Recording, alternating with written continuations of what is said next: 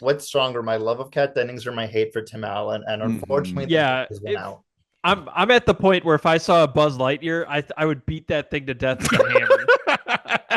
Oh, don't worry, Chris. Fuck Tim Allen. One of the Chris's voices him in the prequel movie that I never watched, Lightyear. Evans. Yeah, he's one of the good ones.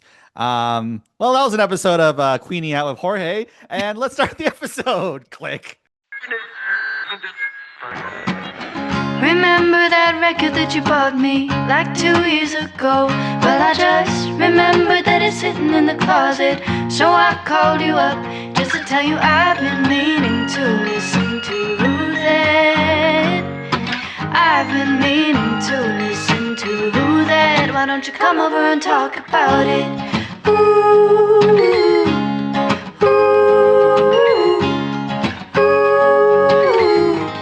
Why don't you come over and talk about it? Hi, everybody. Welcome to the show. Welcome to I've Been Meaning to Listen to That, the podcast where we go through albums we've been meaning to listen to and use as a conduit to learn about each other and our guests. I'm Andrew Ambrose Lee. I'm Harper I'm Thomson. Dakota Foss. That's you. The race to say it slowest. Yeah. And this guy, Queen's Out with Harper, it's Jorge Chisi, everybody. Howdy. Hi. Like Mitski super fan, like the week. I'm depressed gay, which I think is the same thing as a Mitski super fan who Fantastic. happened to be going through a lot of emotional turmoil right as this album came out. Oh, Creative, relationship, personal. It was a rough winter, and Mitski had my back.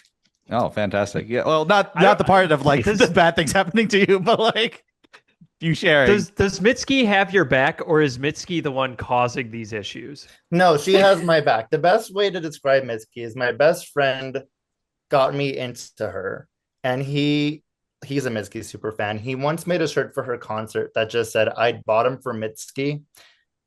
And I'm trying to get my own version of that shirt because it's how I feel. How are you gonna top that? But yeah, like let's talk. All right. Ayo. But yeah, like I guess like Jorge, like beyond your friend like introducing you to, how long ago was it that your friend introduced you to Mitski, and how has her music kind of soundtracked your life up to this point? So he actually tried to introduce me to Mitski back when I lived in Los Angeles, close to Harper Thomson, famous woman. And it didn't take, because even when I was super depressed, I don't know, the kind of depression that Mitski sang about was not the depression I was in. It was not compatible. I was very daughter depressed at the time. The mid-20s are crazy. And then I moved to Denver, and I think it's just that like I just on my Spotify radio, Bury Me at Makeout Creek came on. And I was just like, oh, this fucks. And so I listened to it all the way through, and I was like, oh, this is really good. And then I listened to the episode of I've Been Meaning to Listen to That famous podcast where they talk about Bury Me at Makeout Creek. And just the analysis of everything, I was like, oh my God. I was like, I texted him, I was like, Jordan, girl, I get it. I finally get it. And I just kind of worked my way through the whole discography. I wasn't even like extremely depressed at the time. I was just kind of like, it just hit in a way. I didn't need it to like speak to my emotions. I was just like, I'm so happy this exists right now. Yeah. I think what also helped was at the time I was working on a writing piece. It took place in the summer of 2013 or 2015. I don't remember. So it was a period piece. And I was like, what would an emo depressed little twink be listening to in the summer of 2013-15? And then I realized, oh my God, it's Mitski. Wow. And I got the mindset. Yeah, totally. So clarifying question. When was the initial time that you were like you were in a different part of the country, but like how long ago was that? Like what era of Mitski? I got into Mitski right before, I think like a year before. Yeah, The Land is Inhospitable, and I have a take, and Harper's going to hate me for it. No. The Land is Inhospitable is my least favorite Mitski album. That's fine. Ooh, that's totally fine. Like I don't agree, but that's fine. You know what? I hate you. I hate you, Jorge. The Land is Inhospitable and I Should Die. So that's around the time. It was like around then, but I was more into like the earlier era. I I will say I am forever a Laurel Hell apologist. Oh, I agree. Fully. Laura Hall is good. It's Yeah. like that entire era. Like it was just kind of like for me, like it was around that time. And so I got to listen to all of them, all of Mitski at once, get the whole vibe. And then Inhospitable, I will say, was a different vibe from what I was used to from her, which might have contributed to my, be like, oh, this is fine. Okay. Okay. And Nice. like I guess like well, like just like one more clarifying question before we had talked to Harper and Dakota about this, but like what was the thing that like clicked that wasn't clicking before? Could you like describe that? I think it was just listening to the lyrics more than anything, just like knowing what the songs are about. Because sometimes I'll listen to a song, but I won't listen to the lyrics. A good example, I don't know if I should say this. A good example, screw it, is there was a song I listened to a lot and I was yearning for my now ex before we were together. And I didn't really listen to the lyrics. I was like, oh, this melody is so yearnful. And then after, everything ended last year, around the time that this Mitski album came out, I listened to the lyrics and it was a really angry song about miserable people. And I was like, oh, I should have listened to that first.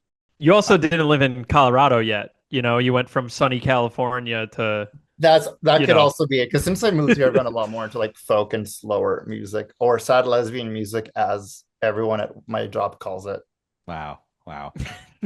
Like yeah, but what about like Harper? Yeah, like Harper, what's your like relationship to Mitski? Like it's been a while since we talked about this. So what's your relationship to her? It has been a while, and I don't remember what I said on any of the previous episodes we've had about Mitski. I know I was on, I think, Bury Me at Makeout Creek and Puberty too. We were on But Hospitable and Bury Me okay. and Puberty 2. We did Puberty 2, Bury Me like combo episode. Gotcha. Okay, so yeah, but pro Mitski, long time listener, I think like since college. I will say that one thing for me with Mitski is that sometimes she kind of veers into like this like performance art space that I totally respect and appreciate, but doesn't always it's not always something I want to listen to. So like I feel like we talked about this a little bit on like with Puberty too. Like there are just some songs on there that I cannot get into because it's like she's doing too much for me personally.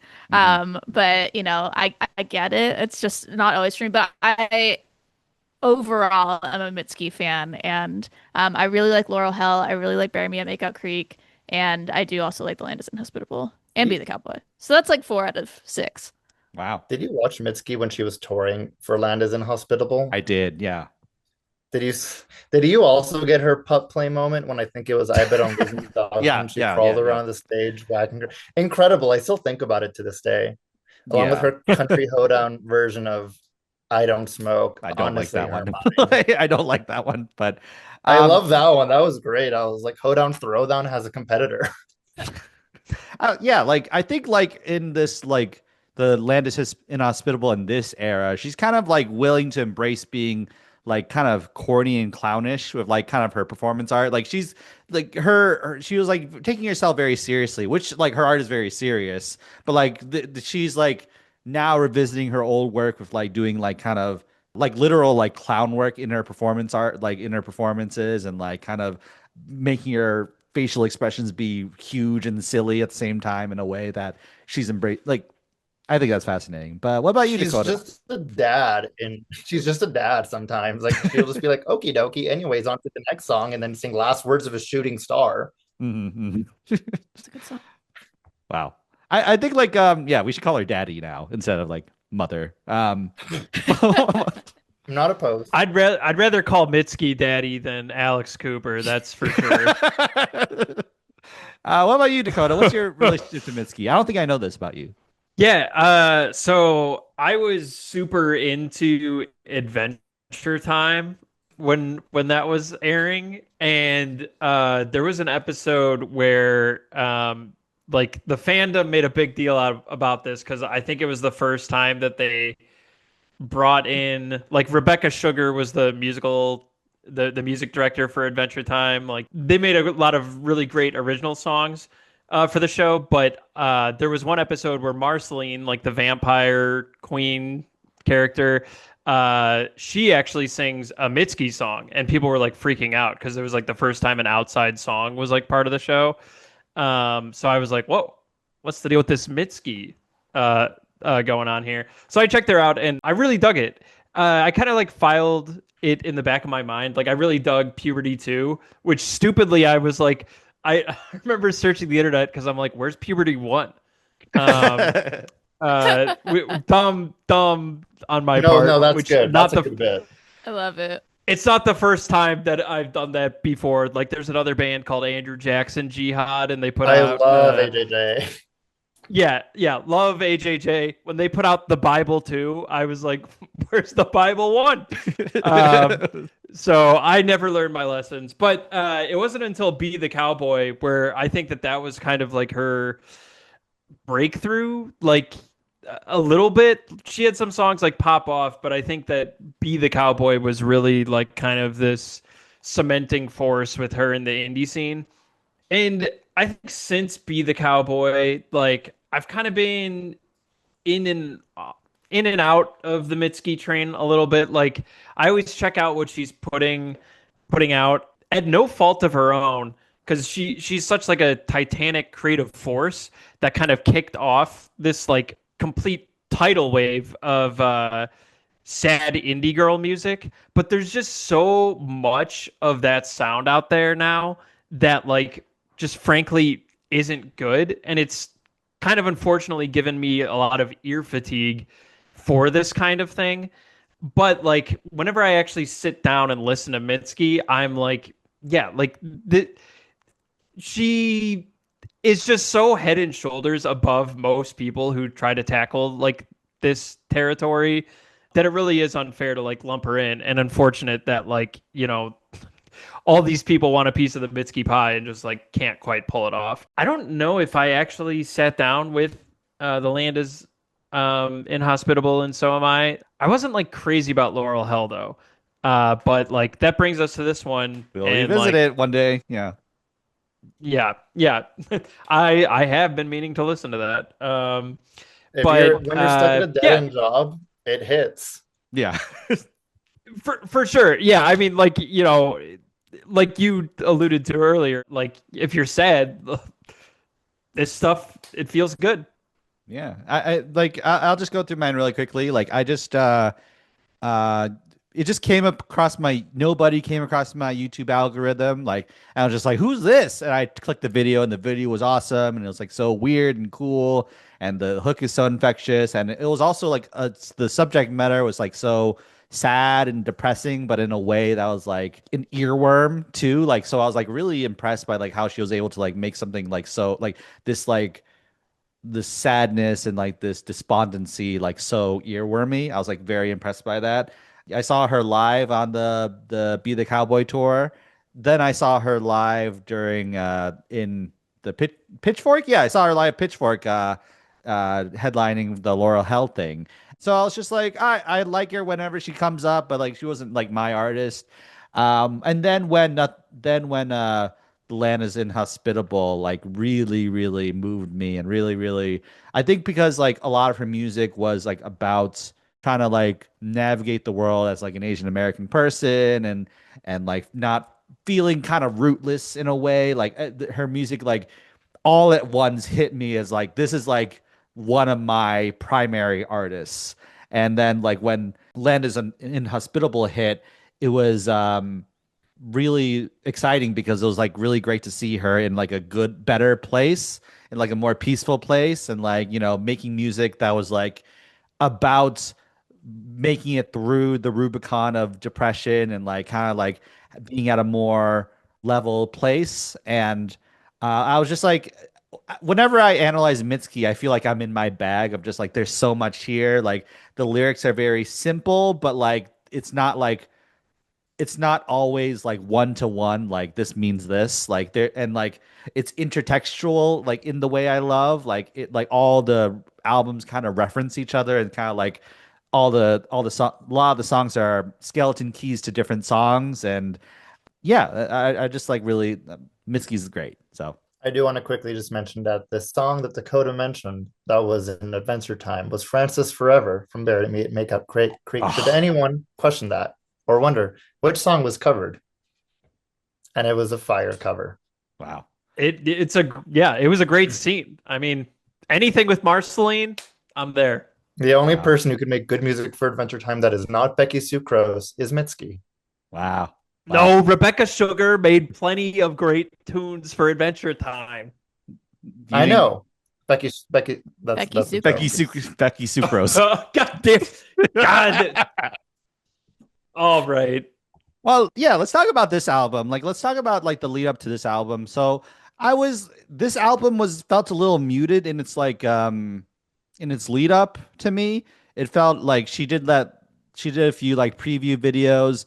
The video for Where's My Phone was great. The album released, and then I didn't feel like it was like there was like a big song the way, My Love Mine All Mine, or like Nobody, or like Love You More. There wasn't What do like you have you met a gay who has lost their phone in the last 2 months? Because I guarantee you they just sing the vocal stem from Where's My Phone? Because I Okay. Yeah, but have they been can't surrounded post by it. that for 2 months. Yeah, they can't boast about it. So so maybe that's why I Because it's haven't just a seen it. random thing. It's like, oh, where did it go? And like I listened to this album like a few times when the album released, but I didn't really revisit it again until this like listen through, like, because there's the music discourse has been so loud of like many things happening at the same time with like bigger artists and such. But like coming back to it, I'm like, my initial thought was like, oh, this might be her least good album. Like it's kind of like a retread of like her. No, let me finish. Let me finish. Like this felt initially like a retread of like her old stuff and like kind of like, but when I revisited it, I think it's like a really beautiful side B to The Land Is Inhospitable. I feel like it's like a great like kind of counter to it. Like I like exploring a lot of the same themes but in a different way, and like kind of a and like the tone is way darker, and like I think it's really fantastic. But what was your like kind of impressions of the album around its release, if you had any? Well, again, and I do want to preface this by saying that I think anyone's initial thoughts about music will always be the most powerful, and it also will depend on what your state of mind is at the time and what you are looking for and what you need. So that will always color anyone's impression of an album. I was at a place where I was in a really dark place. I was really sad, abandoned by a lot of people who I trusted and deprived of some creative. I don't want to get into it, but like it was just in a really bad place, really rough. And also dealing with some heartbreak at the time. And I remember this interview came out. It was the day that I'll Change for You came out. And Mitski was like, I wanted to make a song about just being pathetic and just bringing it down to level. And then I heard the song and I was like, oh my God, this is what I needed today. And then I listened to it 5 more times in a row. I was like, oh my God, this is extremely what I needed today. And then the album came out. And the first thing I listened to was the video for If I Leave, which again also felt so real to me in the moment with what I had been through. So then I was like, okay, this is gonna be great. Started the album, first song In a Lake. And I was like, oh my God, Mitski, you've done it again. It's just every song just kind of hit like not all of them, most of them. Like there's a few songs I wrote notes where I was just like, can't talk about this one, specifically Dead of Women, because I'm a man and I should not have opinion over the topics discussed in that song. But for most of them, I I was will like, just like I'm brave. I am not touching that with a 10-foot pole. So it's just I think that the thing that colored my impression was she just spoke to where I was at. She spoke to my level, but in so many different ways. And that oh, and just again, like what I said earlier was what brought me into Mitski and woke me up to her was the lyricism. And it just the lyricism is what did me in. The melodies were good. I think that was my kind of my problem with The Land Is Inhospitable. The melodies got very samey to me in my mind, where I couldn't the lyrics just couldn't break through that repetitiveness to me. I do Mm. like a few songs from that album, namely Heaven, but Ugh, love Heaven. not the biggest fan of My Love All Mine. I'm sorry, guys. I like Wow. there's a mariachi cover of it that fucks. That's great. Recommend that one. Can't say I care for the song. So, but here, because the sound, every song just felt so different from the last one. Because then you have In a Lake, which feels like it could, you said it could have been a B-side to The Land is Inhospitable. You have like manic, frantic songs like Where's My Phone? It's just so disparate and disjointed. And it just, again, because that's where my mind was at, it just hit perfectly. It hit all synapses. Yeah. And I'll just like say as like counter, first of all, you're wrong. I'm just kidding. No, I mean like I'm in a pretty like I'm like in a good place and a bad place, and like I'm in between jobs. It's like so like my mental health is like rough around that part of my life, but my relationship is very, very solid. My relationship, I like with my girlfriend, it's been very, very solid for the last 2 years, and like I'm very happy, and like it's funny because like when I was listening to this album and like I really locked into it and like met the album on its level, I was like crying and like being like so sad. I was like so sad and like kind of like revisiting a lot of these places that I was in the past where I felt like this. Kirsten was like texting me like these really lovely messages of just like assurance and like stability in terms of like you're like our relationship is stable, our relationship is solid, and like I love you and all these things. And it was like really, really so like I think part of my reticence of this album is like I felt like satisfied that like Mitski was in a better place with Atlantis and Hospitable, and then to see her back here, like kind of back in this like darker, mentally unwell, like with suicidal ideations and such. Like it was harder to like want to engage with it on its level. But when I did, I'm like, But oh, that's this also is realistic yeah, yeah, I know, which because I like, it's don't. never an uphill thing. Like Which it's realistic. which is why I don't want that to be true. I want it to be like you overcome the dragon and then you're at a level forever now. But like realistically, you might end up in the same place or worse some other time in the future. Yeah, like revisiting it, like and really, really engaging with it. Like I'm like, this is as good. The lyricism is spectacular. The vocals are spectacular. And she Um, says 1 2 1 2 1 2 3 1 2 3. I shed a tear, a yeah, single yeah. tear, but I shed a tear.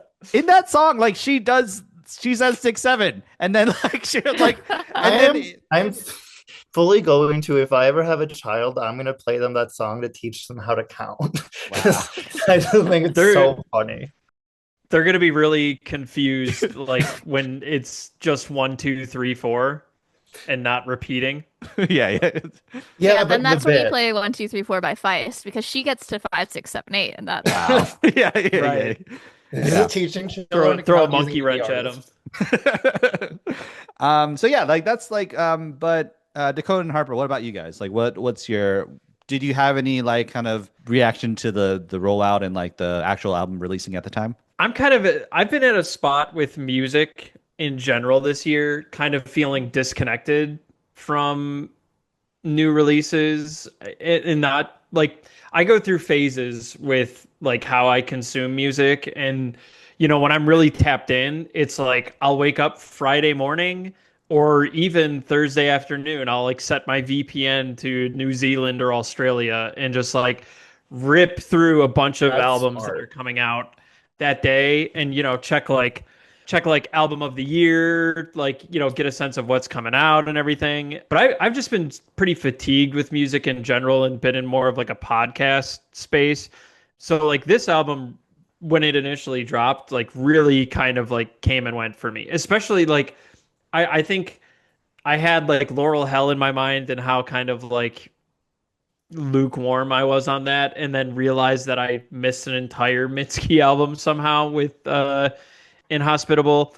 But like when I was kind of reacquainting myself with this album and like looking on her YouTube, like Homegirl went crazy with the lyric videos. Did you guys see I like all the yeah. videos that Yeah. she uploaded? Actually, like yeah, like Spanish subtitles and like Portuguese subtitles and such. Like She's like, you will know my lyrics, and Yeah, everyone. everyone's gonna know what I Yeah. have to say. I found like just really fast. Like I found like list watching the lyric videos is potentially the most ideal way to consume the album. Like kind of like a focus on the lyrics and then kind of like the imagery of her in this house. But yeah. She thinks she's going to die in this I house. Also, yeah. I do think like maybe it's just a product of all of our brains being cooked from our phones and why it's a good thing that Mitski's searching for it at the beginning of the album. Because watching those lyric videos, I truly feel like I'm in the headspace of a toddler, like like watching like Blue's Clues or something. Like here we go, here are the words, follow along. Don't look at Subway Surfers or whatever. And I don't think that it's a coincidence that like Mitski is singing about like losing her phone at the beginning of the album, and this being like the best Mitski album since Be the Cowboy, in my opinion. So yeah, I don't know. Like it definitely feels like a little bit more of a muted event than like the past Mitski ones. But again, like egg on my face, I somehow missed Inhospitable. But like, I wouldn't be shocked if this maybe has like a little bit of a longer tail, like real Mitski heads, not like Mr. Beast proposing or whatever the hell he used that one Mitski song for.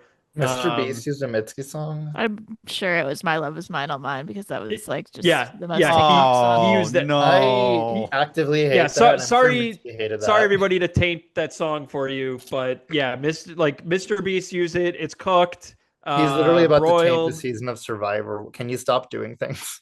I'm Yeah. sure Mitski hated that as well, so we're all on that boat. Yeah. Mitski was probably seething about that, and for good reason. Um, but yeah, I don't know. Harper, what did you think about the rollout? I have little relationship to the rollout of this album. Similar to you, Dakota, like I am really on album of the year, like trying to, like see everything that's coming out. And I have been actually listening to a lot of new albums this year, hashtag unemployed. Yeah, so I did listen to this when it came out because I knew it was coming. It was on like, my list. I will also say that a week before this album, the Wuthering Heights album came out, and as you both know, I only listened to that for about a month. I'm gonna die So in this house. yes. So yeah, so that I listened to the Mitski album. I have like a sensory memory of listening to it because I was washing dishes. Well, the first time I listened through it, and I had gloves on, so I couldn't touch my phone to hit like on the songs I liked. So I was like, oh shoot, I don't remember what songs I liked, and I was like, well, I guess that's it. And that was kind of it for me with this. You can replay the album. No. I didn't do that until this weekend when I was preparing for this. So anyway, so yeah, so that was pretty much my entire relationship when it came out until this week. Well, yeah, let's get into themes of this album then. Like I think just like I said, it feels like a darker B-side to The Land is Inhospitable, like and like a sequel to it in the same way of like it's about like fixating on death. It's about like whether like in like a kind of like a positive, more like man, this is I'm gonna leave love behind, or like in this case, like things are so bad that like she is flirting with like death in a way, and like I think all like fixating on her own death, like indulging in these sad thoughts as like a treat to like kind of get her through these hard times, and like kind of like I read the album in terms of like her mind is a house, her mind is a That house. she's gonna die in it. Yeah, her mind is a house and her relationship is a home. And that now that she lost her home, she's retreating to her house, which is like her own mind, and like this kind of like and like trying to her relationship to like noise and like trying to distract herself from it, but also needing quiet, but also wanting to be alone, but also not wanting to be alone. It's like these like conflicting feelings all like ripping her in different directions and such. But that's one of the ideas I came up with. It was also important to like note that one of her influences for the album was Grey Gardens, which I unfortunately have not seen. All I know about it is what Jinx Monsoon did on Drag Race when she did Little Edie for Snatch Game. And it was great. But it does evoke in like a scene of like franticness and just glamour and just like deteriorating opulence is what I other friends of mine have said come to mind when they think of Grey Gardens. And I can really see that here, like just deteriorating and like a facade of like something still standing, but not really. Yeah, I guess like yeah, like in like I think part of it is like her fame, like potentially affording her the opportunity to like seclude herself in a way. Like I think like in the videos she like has it's like this old house, but then she has like computers and stuff. Like she kind of like, and like there's like where's my phone too. So like I think there's a little bit of kind of like the modernity, like a modern adaptation of that, like what you're saying. Like insecurity and codependency, like in a relationship, I feel like is like a big one she hits on a lot. I just kind of wrote, "Is she okay?" as my main note for that theme. But yeah, but I mean, like in Cats and If I Leave, and also like I'll Change for You. It's all this like stuff about how like you've created this version of yourself within a relationship, and how kind of committed you are to doing anything to protect that idea of the relationship, but it's not real and it's not really sustainable. And that kind of leads into the whole codependency. I feel like the one thing, like, I mean, obviously I'll change for you. I'll do anything for you to love me again, like obviously bad. But there's one where I'm like, oh, is the what that's interesting to me is this idea of like, is it bad or is it not bad? And if I leave, she says, like, who else could love me quite as kindly as you? And it's like, and then nobody else could forgive me quite as often as you. And that kind of creates this like interesting, unreliable narrator quality to the song. It's like, is she like, because like, is she doing something necessarily that needs to be forgiven? Or is there some dynamic in this relationship that makes her feel like she's not doing something right? You know what I mean? That requires being forgiven. And that kind of is a scary place to be in a relationship. I don't know. Oh my Feels bad. gosh. Feels bad. What Harper said kind of about like using like I'll change for you and if I leave. And for me personally, the thing is again, because I'm when I talk about this album, I relate it to personal experience. Those two songs, I listen to them in very different mindsets. Like I'll change for you feels like my inner self crying out. And when I listen to like if I leave, I actually put myself out of my own body into the body of someone else who was like in a situation with me. And which kind of feels weird to say that I listen to a song from someone else's perspective, but in a way it still heals because it just kind of shows like all the multitude dimensions of like a relationship and like similar to her health, the deterioration of it, the way that it just kind of falls apart. And I think that that's for me personally what the album just comes down to. It's just like falling apart, like life, love, everything. Yeah. And And I'd be like, like, I'm fine. but also you get through it. Like the Sharon's Obal or whatever it's called. Like it's kind of like a song about healing. Like kind of like I think a lot of the album's about the nature of sadness, the nature of sad music too. Like it's kind of a meditation on those things in terms of like I think in the past she had this problem with the stigma being the sad girl and like writing sad music because like she's like kind of like against like just being boxed in that way. But I think in that song she's kind of like embracing the saying like fuck the stigma around it. I'm going to be in my house. I'm going to feed these dogs. I'm going to tend to my garden. I'm going to heal until I'm ready to like move on. And like it's okay to be back in this place. It's okay to be sad. It's okay to be in this like the tension of like the life and death of it all. So like I think it's really really beautiful for that reason. I actually had a very different read on Sharon's Obel. Actually, like Oh, go ahead. Yeah. completely like opposite. Like it was mine was just kind of like the read was like more of like just a reminder of the things that are left behind when someone is gone and the world's still moving. Like I don't think she's feeding her own dogs. I think in it she's just a caretaker feeding the dogs of someone who died. And like the original owner is gone, but they're still kicking. And so I hear that song, I think back to Last Words of a Shooting Star, which is so focused on, like and when she was telling how like, oh well, I left my room tidy, so they'll be happy about that. And it doesn't focus on the after, it focuses on her feelings in the moment. Karen Zobel feels like a song about what happens after the person is gone. There's life still goes on, which could be depressing in a way, because it's like you can leave and your dogs are still alive and you'll just find someone else. So Harper, Hmm. did you know about the Margot Robbie skin room in Wuthering Heights? I watched Wuthering Heights. Did you know about the Margot Robbie skin room? What about it? That it's That a scan of her arms? I'm Yeah. still just gagged about that. I haven't seen the movie yet. I just Yeah. Yeah, I did know about the skin room prior to seeing the movie. And then I saw it in the movie and I was like, you know, This is good production design. We're talking about this now. Let me to go. Yeah. What are we talking about? The Skin Room. Is that a movie? It's from Wuthering Heights. It's Margot Robbie's bedroom. Oh, yeah. That's right. You were talking about that last time. Yeah. Sorry about that with my See, internet. Jorge, I was already talking about it. I knew about the Skin Room. I mean, I don't doubt that you do, to be fair. I was like, sometimes I'm like, do I know something Harper doesn't know about? I know I never do, except the comeback with Lisa Kudrow. That's true. I haven't watched that yet. Oh, wow. Oh, my girlfriend just started watching that. Oh, it's so good. Oh my God, it's so good. I'm excited And to like fun watch fact, it. Oh God, yeah. She lost the Emmy for that twice, even though both seasons were filmed 10 years apart, and she lost both times to Julia Louis-Dreyfus. Wow. Two different shows. That's wild. Damn. So Julia Louis-Dreyfus that's is crazy. about to release a miniseries this I year, know. probably, because she's like, Lisa can't have the Emmy this time either. Old Christine or Seinfeld? Like, It was Old Christine and then Veep.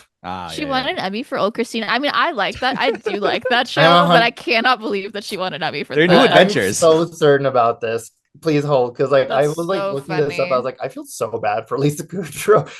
Like Jesus Christ, like losing twice 10 years apart to the same person. You know what, That is Jorge? pretty crazy. You know what, Jorge? I think she'll be okay. I think she'll be fine. I think she'll pull through. I really hope so. I From want this- the best for her. from this crushing loss. By the way, it might be the best friend of all the all the friends. Of all the friends. Yeah, could be. Yeah. Yeah. What about you, Dakota? What would you say are like? Or I guess like we should wait for Jorge to confirm if Sorry, I'm like right Lisa here. Kudrow lost to Julie Louis-Dreyfus. Yep, she lost to Julia Louis-Dreyfus for The New Adventures of Old Christine. Yeah. As That's did Deborah nuts. Messing and Jane Kaczmarek also lose to Julia Louis-Dreyfus for Old Now Christine. this season she's gonna lose to like Julia Louis-Dreyfus and Marvel's as like that agent in the Marvel movies. Oh my Like, God, yeah. I'm killing myself. I'm like, Falcon and Winter but it's a Soldier. movie. It's a movie. Like I guess she. I didn't She's even know in she the was in the show. MCU. Yeah. Yeah. Couple times. Yeah, Couple times. Same Yeah. character? Yeah, Yeah, same same character. character. Yeah, she's in the new Avengers, whatever, Thunderbolts, and Thunderbolts. she's in the old Adventures of the New Adventures. Like, They gave her an evil white Yeah. streak, but she's not evil. But what about you, Dakota? What do you think? What do you read in terms of themes of this?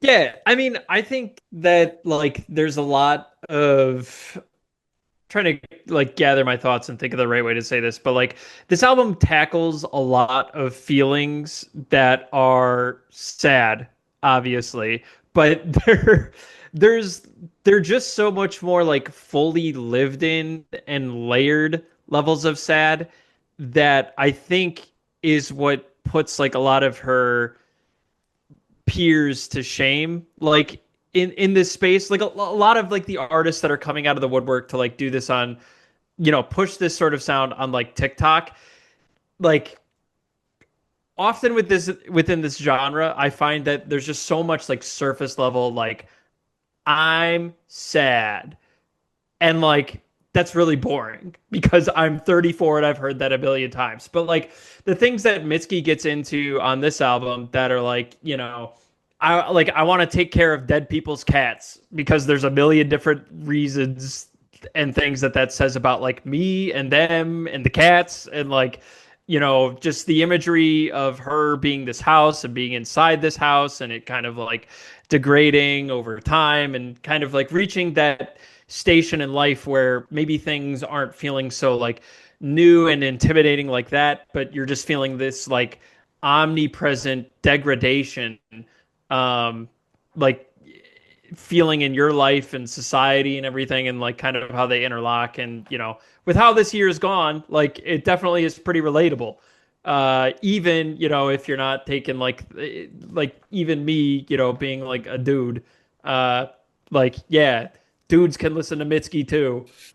Hashtag guys, hashtag dudes for Mitski. Yeah, hashtag dudes for Mitski.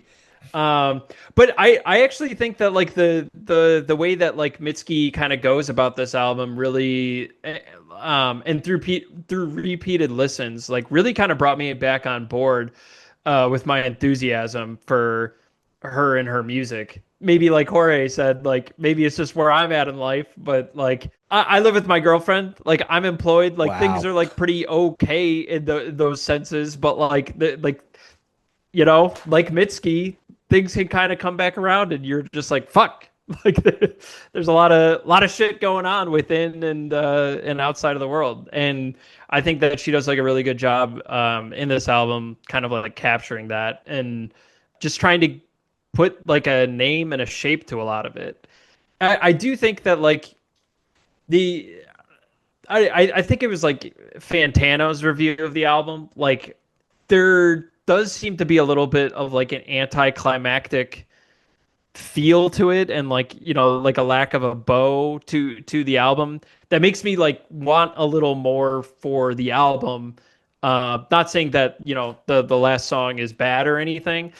I guess kind of going with the themes of it, that like nothing ever has like a clean ending, or you know doesn't always like cut so nice and clean, that really kind of like feeds into like the rewards from repeated listens that this thing gives you.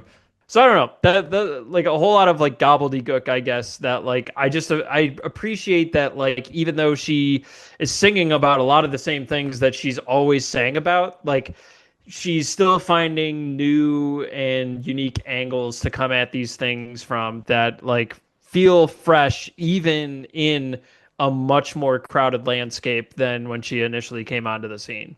Just I want to run through some motifs of the album, like kind of like darkness, like emptiness. The first song is like in a lake you could backstroke forever. The dark right behind you, the the sky right above, or whatever it says. Like so, like this, like it's kind of like it's playing with this tension of like life and death a little bit, like, and like she's at peace when she's able to like look at the sky and like choose to backpedal in this lake, and she's very present in this moment.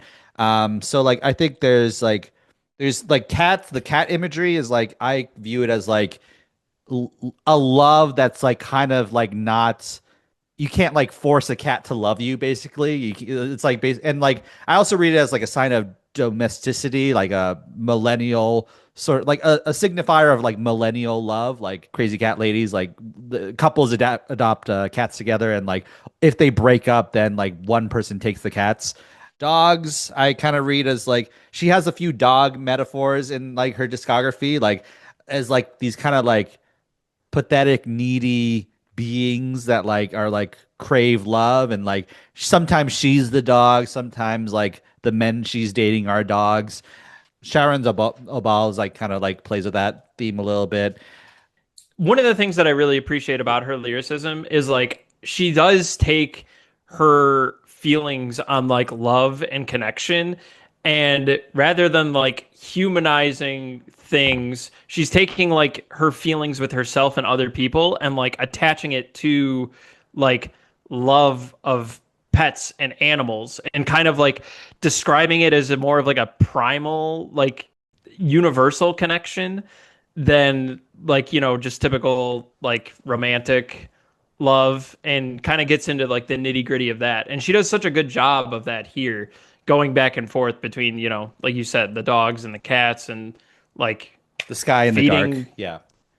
yeah, and the sky in the dark, and kind of portraying like the barrier of life and death as like you know storms hanging overhead and always coming through. Especially like with I really dug the last song. Like the imagery in that was really powerful. Like talking about the rain hitting the roof. It sounded like ghosts are walking above us. Like that was nice. Wow.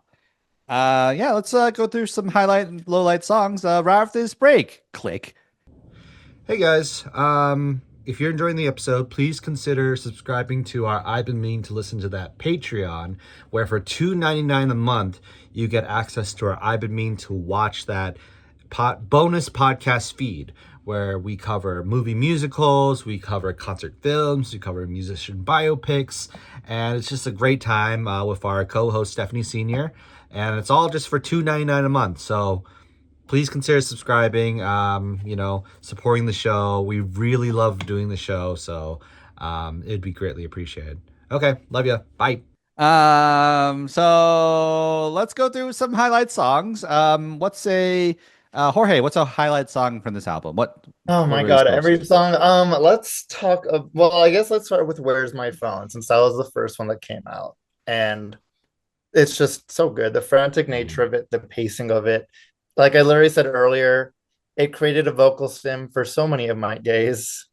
It also has like my favorite lyric of the entire album, which I have written down, and I totally am not Googling, I'm totally looking over. It's like the line where like in the middle of it, she's like just talking. Any song that is fast talking, I love that because my mind is at a mile a minute. And I didn't realize that until my friend and I were like bonding over our sad songs. And I was playing some of mine, and took a drag of her cigarette and went, "You're a talker." And I was like, "Oh my God, I never realized that." But you're right. But it's like in the middle when like it's the line that's bleeped when she just goes, "If night is like you punched a hole in Yes. tomorrow, I would fuck the hole all night long."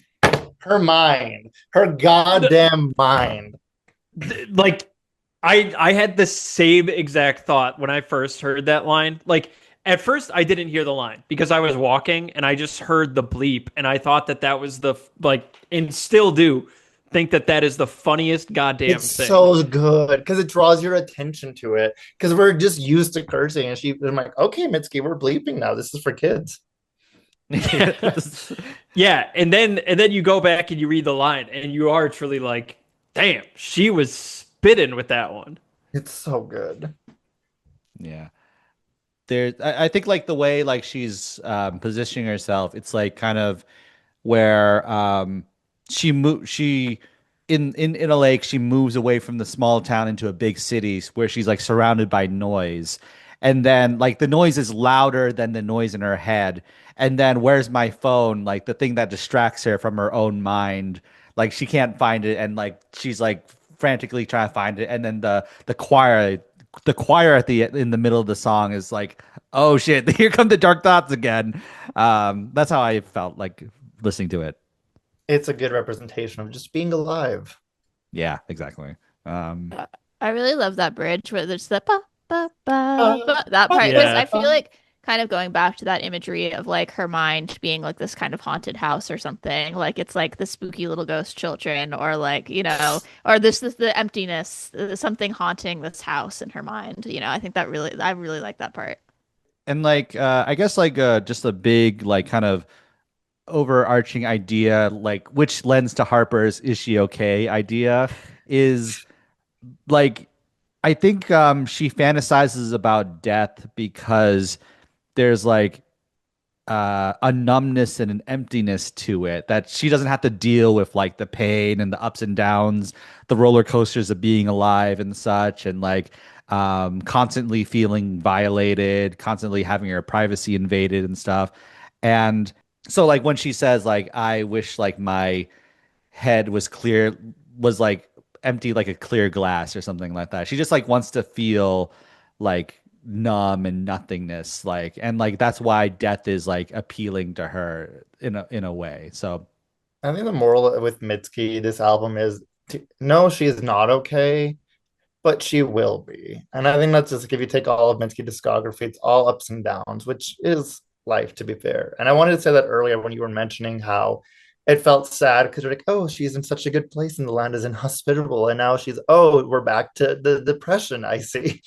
It's like that feels real. So it's like it's so real because again, like this shit that I was going through last year that had me in the perfect headspace for this album happened at the tail end of some of the highest highs of my life. And so it's just about equilibrium. And I think that's what I appreciate about her and this album. It just kind of like, yeah, we're bad again, but it's okay. We won't be forever. Yeah, uh, like you can really tell that she's like been through this cycle a lot and has a little bit better of like lay of the land on how to navigate this. And like it feels like rather than give in to a lot of these like negative and sad feelings, she's like actively working through how to live with them. Not necessarily beat them, but like live with them, you know? Like she's not burning down the house of Yeah. sad. She's just she's like no David organizing the Byrne. rooms a little bit. Yeah. Yeah, she's not David burning down the house, but she's organizing the rooms a little bit, figuring out a way to move forward. And one thing that I did want to say, like, I think with Washing Machine Heart, she has like some really weird choreography sometimes live where she's like sitting, essentially doing the splits and like slams her like thighs to the ground, to the beat. And if I remember correctly, she started doing that choreography where like she was feeling like she was like losing her autonomy as both like a woman and a performer, like kind of like a celebrity, and people kind of like taking her agency away from her, to like gawk at her, and like sexualize her and stuff. And I think that a lot of that like comes through like on this album as well. How like the line where she's like, after I die, like everybody's just gonna fuck me or something.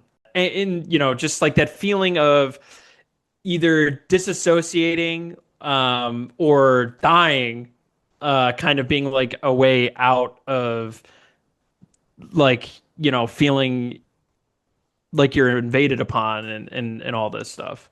Depression and whimsy go hand in hand. Yeah. And Mitski understands that. Well, I feel like I already talked about this a little bit, but If I Leave, I really like that one. Oh, I love that song. And like I already kind of talked about thematically, but one lyrical thing that she does in this, she does this in a couple songs actually, is that she has this thing where she like her lyrics are like almost progressing forward. So in the bridge it goes like, how I ride through a tunnel and it's dark the whole way, and then it becomes it's been dark the whole way, and then it's like it's still dark. I really like that kind of like triplet, of like moving forward. She does that also in, I think that song is like so brutal, just a brutal look inside of a relationship.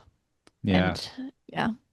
Yeah, like you were saying, like she defined herself in the context of this relationship, and then like she feels like there's nothing what if they break up, like, and like I kind of view like in my head canon, I view this as like what if the person you wrote My Love Mine All Mine breaks up with, there's a breakup with that person, you felt this peace and this love and all this stuff, and it didn't work out. And it's like it's a love like a cat, like where you can't like make it love you unless like it chooses to love you.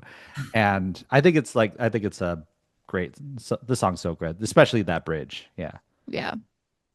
Like I said, when I think about this song and when I first heard it, it's weird because I don't listen to it from my own perspective. Because like, and I guess like I'll get into some background, but my relationship that ended last year was very bad for me and very toxic, as I've been rediscovering the last few months. And so when I just hear her say like, if I leave, someone else will love you, but no one else will forgive me quite as often as I do. I put myself out of my perspective and into his when Mitski sings that, because it just feels like I know him, and that might have been the headspace and just staying in something selfishly in a way, if that makes. And so it's, which like does help heal, because it helps to like get out of body and like try to examine a whole situation. And so when she just, I never thought I'd listen to a song from another perspective, but Mitski, you done it again. Wow. Yeah. Also, the other thing I really, really love about this song, it's like a trademark Mitski thing. I feel like is like the first half of the song is like kind of slow, and the beat is like repetitive, and then she pulls out that electric guitar and goes really hard. I love that. I love when she does that. It's That's so this good. Reznikov. Yeah. Yes. Yeah. This album feels like kind of a combo of Bury Me at Makeout Creek and The Land is Inhospitable, like kind of combining the loud guitars with like the orchestral, like the sweeping orchestral nature, and like the kind of the Western kind of atmosphere a little bit too. It's a really cool combination, like synthesis of her work up until this point.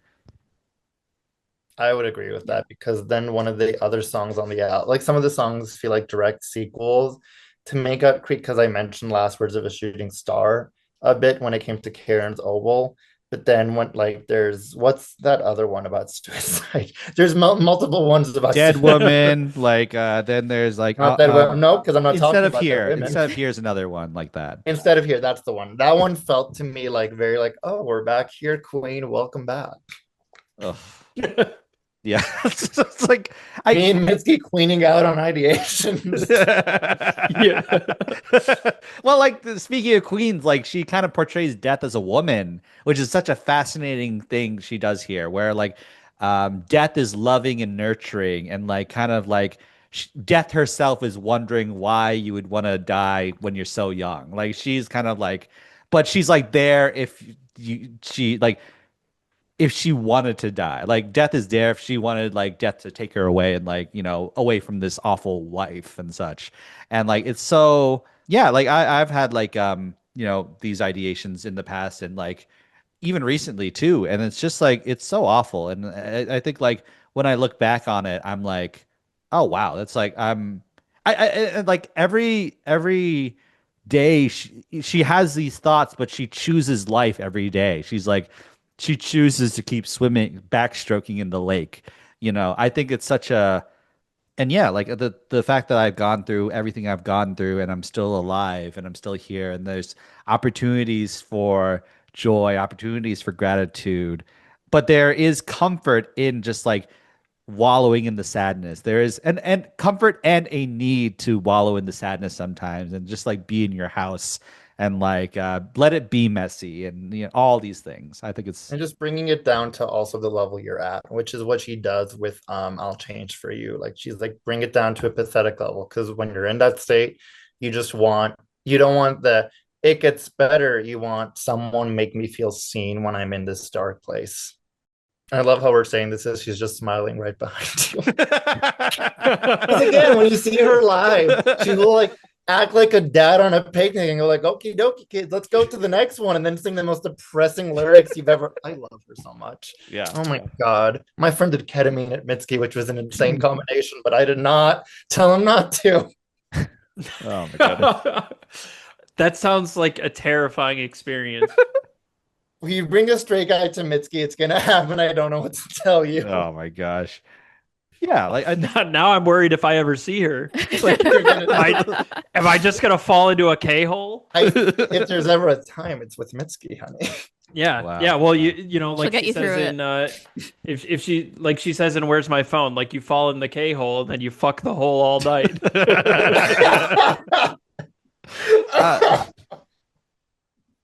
Oh, lyrical genius. Her next album. Oh man, she did it again. Dakota, what's the song? again. Like, what's your highlight from this album? The more I listen to this, like the more positive I'm feeling on it. I think right now, like you guys already mentioned songs that I adore, but I'll definitely shout out "Rules." Like that's just such a fun one with like the count thing, and I really love the instrumentation like towards the end of the track. But I think right now I'm settling in with I'm really digging Lightning like as the closing track. Like I talked a little bit how it doesn't necessarily like sonically bring the album to like a satisfying close, but I just love the imagery of like the rain and then that final line, about like like saying polo, and she's like dying by being struck by lightning. Like that's it's a cool ass way to kind of phrase meeting your death. And I really like that. I think that like the guitar tone too on that track is just like chef's kiss. I like the song as a companion piece to My Love, Mine All Mine, because that song is like, if she dies, I want my love to be like moonlight bathing over my loved ones after I pass. And this song is like, I want to come back to earth as like rain to like wash away or soundtrack the sadness of other women who can relate to my plight. I think that's like, and then like, that's like kind of how I feel about this song. I think it's a fascinating like 1-2 punch of like those two songs together, like these two albums together. Like, I think if you combine Hospitable and this album into an A side B side, then it's like, oh my god, this is like a S tier masterpiece of an album. When we're talking about like Mitski and relation with like women, like I don't know, I can't not think about her email to Chapel Roan when Chapel burst onto the scene, because it was just so, it's like it's hard, we don't get peaks of Mitski as a person behind it, but that being it is like It's like it's just so raw and frustrated and real.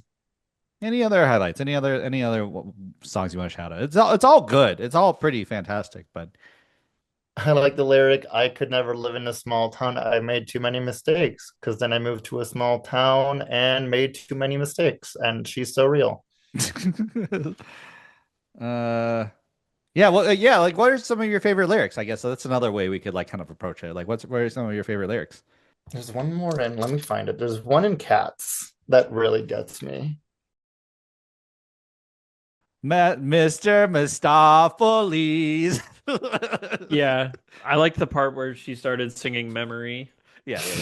I played that at the bar I work at the other day and I hit next. I did it as a joke. I hit next and Spotify didn't take. So I'm on the patio talking to a table and you just hear Jennifer Hudson just belting, and I lose my mind as I'm trying to take their order and I can't keep it together. And the girl just goes, I get it. I love Jennifer in this moment. Fun fact, Harper made me watch that movie at 9 a.m. with champagne. Yeah, Wow. it was a good time. That's the only way to watch it. It was the day I That started my probably is. antidepressants. I started Wellbutrin and Harper said, let's go watch Cats at 9 a.m. You started Wellbutrin, and Harper said, "Let's take that to the test." And the test was had. Okay, yeah, no, honestly, it's just like the main chorus of Cats when it's like, I won't leave you because I still love you, so it's up to you if you choose to go. It's just like, again, like if me listening to If I Leave is putting myself in my ex's perspective, Cats is returning to my body. And they just, these songs feel so, they feel like mirrors of each other in that way. Yeah. Yeah, I also from Cats, I want to shout out. So I've been trying to stop trying to be someone you'd still like. Maybe if I could, you already would. Because like I feel like I totally understand that feeling of like being too much, for other people. Like you are not necessarily living on the same wavelength as someone else, but especially when it's someone you have a close relationship to, and you're like, I'm gonna do my best for you, but you really shouldn't have to do that. It's just devastating. You say it's so hard, but it feels simple to me. It feels simple to me. And she's also just vocally, she is like she only she doesn't like show her full power a lot, but like when she does, like the simple like pleading lines are so devastating. And then like when she kind of belts in a song like I'll change for you, it's like whoa. And then but she pulls back, and it like really leaves you wanting more, and in a great way, I think. So the restraint in this album, I think, is a fascinating her like what she doesn't say and what she like how she doesn't use her instrument is a really like I was jarred by it at first, but like I really came to love it. Harper, you don't have to change for me. Oh, thank you. Yeah, you don't have That's to so like sweet. stop. You don't have to stop showing us like Cats at 9 a.m. and like with champagne. This funny thing is she brought champagne, but she cut me off after one cup because I just started my meds, which is responsible. But it's like, so I I'm a had to good raw friend. dog it. I had to raw First, I was dog a bad friend, and then I was a good friend. Let's go. No, I was just gonna say Sour there's Patch Kids. so many different ways you could read that situation, good or bad. Let's go through like let's any lowlights of this. Any lowlights at all of this one? Yeah, for me, it's That White Cat. That one just kind of was nothing for me. I will say that was the one I was like, okay. Like I don't really have any notes on it. It's I was like, it's just a low light because it's not for me. It's not speaking to me in this moment. That's fine. Yeah. I like that song, but what I will say is it speaks to like the issue I have with this album, which is I kind of feel like it's like doing 2 to 3 different things, and I feel like I feel a little jarred, like that run of like songs like 4 to 7. And I feel like I'm always talking about album arrangement on this show, but whatever. But songs 4 to 7 feel like they're like such a run of a specific thing, and then all of a sudden you get Rules and That White Cat, and it's a little bit jarring for me, that tone shift. So yeah, that's like my low light is just like tone shift. I also kind of don't know what she's getting at with White Cat. Like I don't know what she's trying to communicate with that song. Like I understand that like she's like kind of creating an ecosystem and like the the white cat kind of representing like just like she goes to work and then the cat rubs against it. I guess it's the cat's house, and then like by going to work, she feeds this ecosystem of life and death. But I kind of don't know what she's getting with that. Maybe you guys can help me out. Like, let me have to revisit the lyrics because I was like, I remember I was like taking notes and I was like, I just don't. And to Harper's point about the album arrangement, for me it's not 4 to 7, but the last three songs of like that White Cat, Chanzo Ball, and like Lightning, like they're from different topics, but the mood kind of goes into a downward pace that does kind of lose me near the end. I love That's Karen's Obama. So. that's interesting. I do think I'm like always fascinated to like talk and like read into how an artist arrived at like sequencing their albums. And I really dug like the back half of this album. And I quite enjoyed that White Cat. Like I think that it's a really funny I think it's really like playing around with even this whole conceit of her being, her reflections of this house, only to reframe it as like, there's this cat that is dealing with things and like thinks about the world completely different than I do. Like I go about worrying about all this shit, paying for this house that's my house. But to this cat, the cat's just like, I'm chilling in my domain. I think that this song just kind of like gives perspective and anchors like where she fits in like this galactic scale of her feelings and how like different perspective can like take her out of that, taking a step back and just like realizing like this is my entire world and it feels like to that cat they're just chilling. Makes me wonder, Maybe, could the cat be a metaphor for her internal hatred and voices that's just paying rent free? yeah, I really doesn't give like a that clear of like a lifeline of like which way to go with it, but I kind of dug it.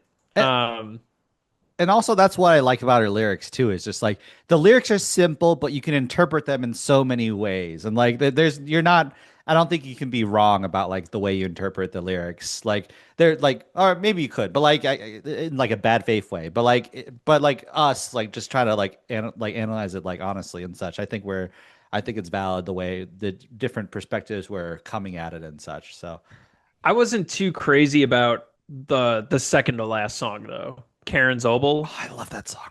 I don't know. It like to me, I think like kind of like what you guys were saying. Like I think that there's like a really good run.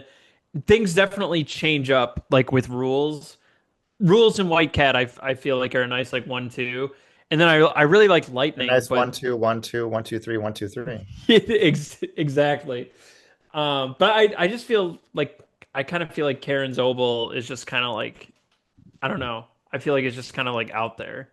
I feel like for me with Karen's Obel and also Instead of Here, a song I did like, I feel like they both are like, oh, Mitski moved to Nashville. That's what those songs say to me. I have no problem with that, but I do think it's like a little bit of a different sound than what she's like kind of, going for on a lot of the rest of the album. Did she move to Nashville? Yeah. Oh, Yeah, good yeah, for her. yeah, yeah.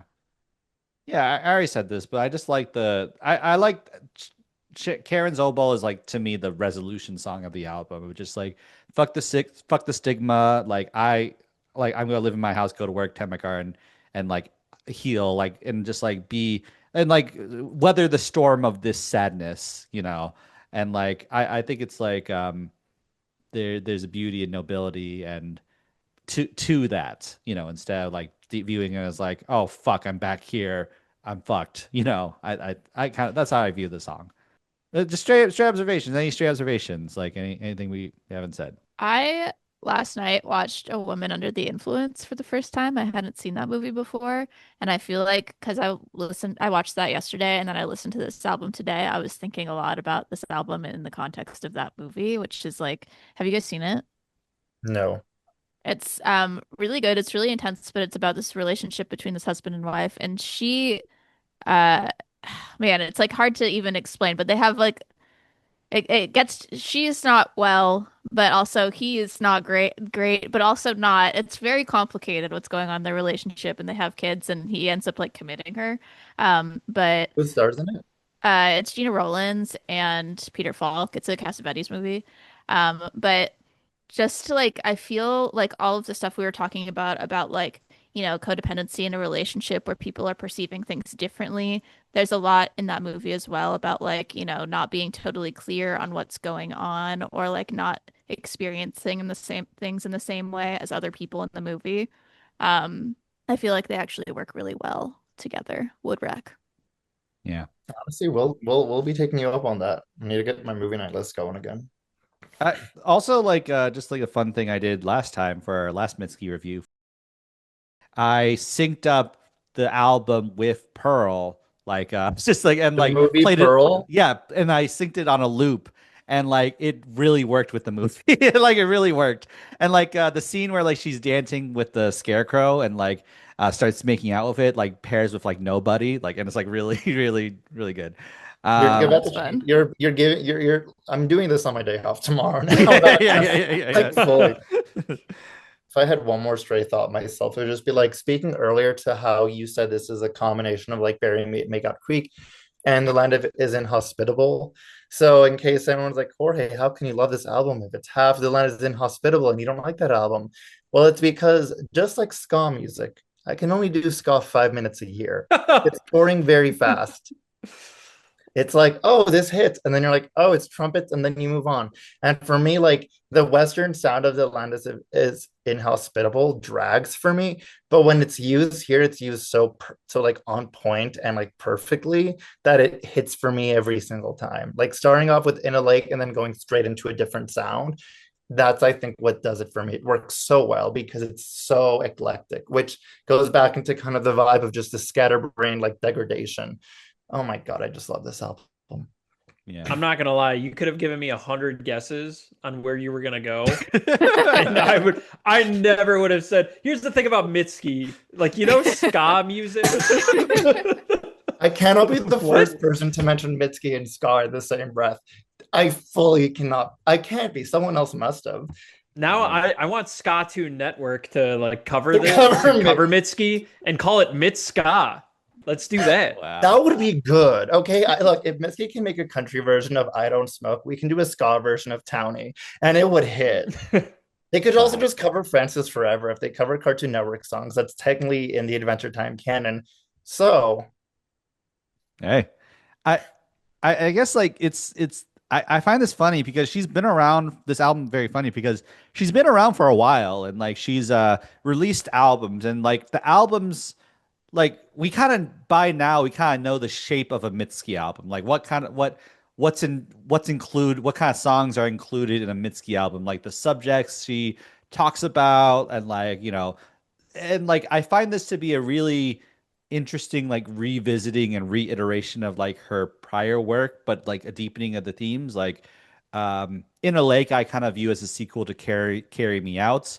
Like the idea of like sitting on a lawn chair on the roof, looking at the sky, and like kind of the mix of like appreciating the sky and then also feeling and like the suicidal ideations, and then Happy as Rules is a sequel to Happy. There's a few I don't like my minds in there. There's like it's all the Mitski cinematic universe, the MCU. but it's like rewarding to like kind of like just like oh, and like like you were saying, like, oh, she's been through this, and these are the tools to move past it again and such. Like, because when you see her in an interview, she seems fine. Like she seems like pretty regulated and like just like having a fun time, like doing the interviews and such. So yeah. Well, sometimes you need to just, have a big cry and scream and throw shit when you're feeling rough. And these albums just feel like Mitski's version of that. It's just the intrusive negativity expelled. And I think that's what hits about it because it brings down to the level. Like when I think of Mitski, like before this album came out, there was a meme on Instagram that probably just encapsulates her, where it was like Mitski announced his new album, officially joining the war on seasonal depression on the side of seasonal depression. Which is just so real because it's like right when we need her, she comes in and gives us like this like intense just emotion.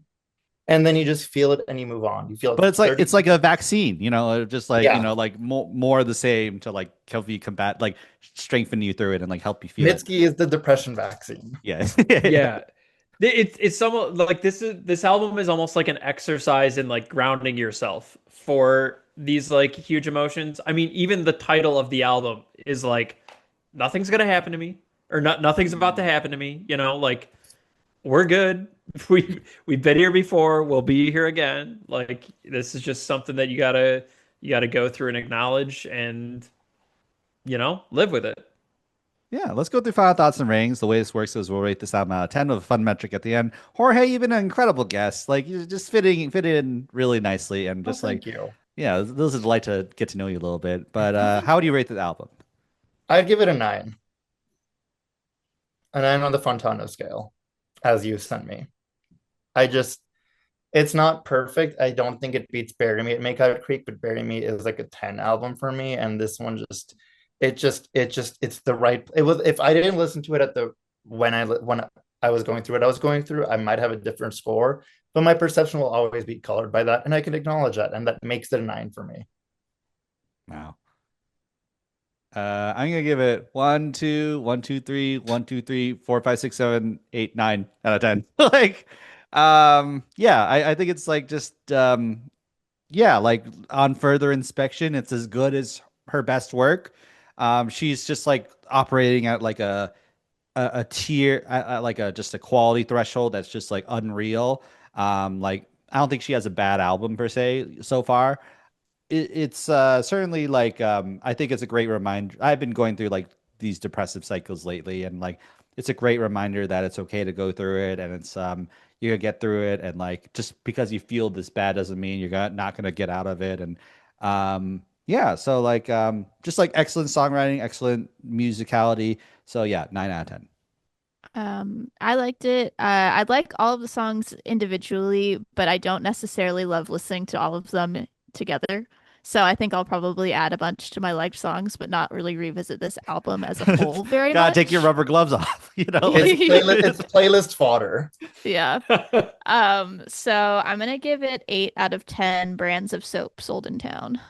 Yeah, I for the most part I like pretty much the whole album. I don't, and I'm going like the opposite way of Harper. Like I kind of think that I like it more as a whole than a lot of the songs individually, because it took me like maybe 2 listens before I was like really connecting with the album and kind of breaking through that like ear fatigue of this kind of realm of like slower indie music. um and yeah, I found myself like really digging this album. I wish that maybe there was like another song or two, maybe fudging around with like A ska the break. sequencing. Yeah. If only there was a ska break. That's what like We're getting there. Next album, Mitski will do ska. Yeah, I need there to be more Mitski songs that I can listen to while I'm microwaving pizza rolls. Um,